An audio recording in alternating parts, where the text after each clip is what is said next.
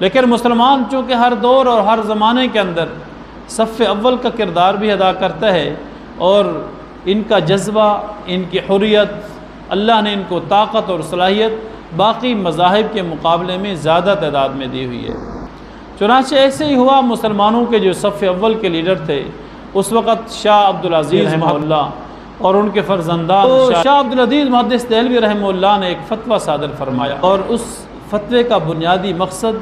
اس تحریک کو پروان چڑھانا ہے۔ لیکن ایک وقت کے بعد یہ تحریک آگے بڑھتی گئی، اور 30 سال تک مسلمان آزادی کے جنگ لڑتے لڑتے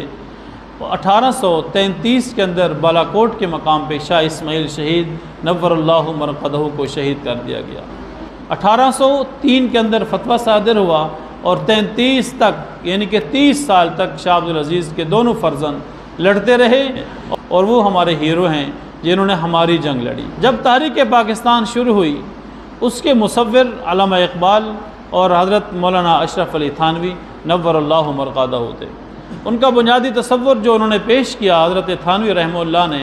1928 کے اندر،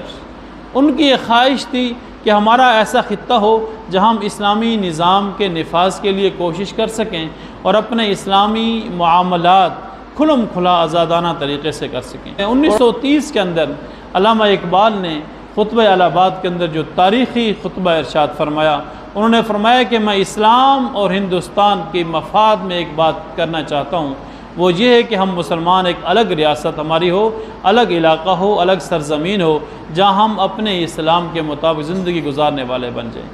یوں تحریک پاکستان شروع ہوئی۔ پھر تحریک پاکستان کے شروع میں تمام قبائل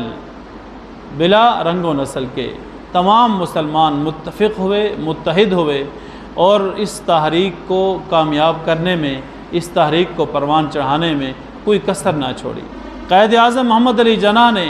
مسلمانوں کے سپہ سالار ہونے کا حق ادا کر دیا۔ انہوں نے اپنی صلاحیتوں، اپنی قابلیتوں کی بنیاد پہ تمام لوگوں کو، تمام مسلمانوں کو، تمام برادریوں کو، تمام قوموں کو، تمام علاقوں سے وابستہ افراد کو مجتمع رکھا، ان کو متحد رکھا۔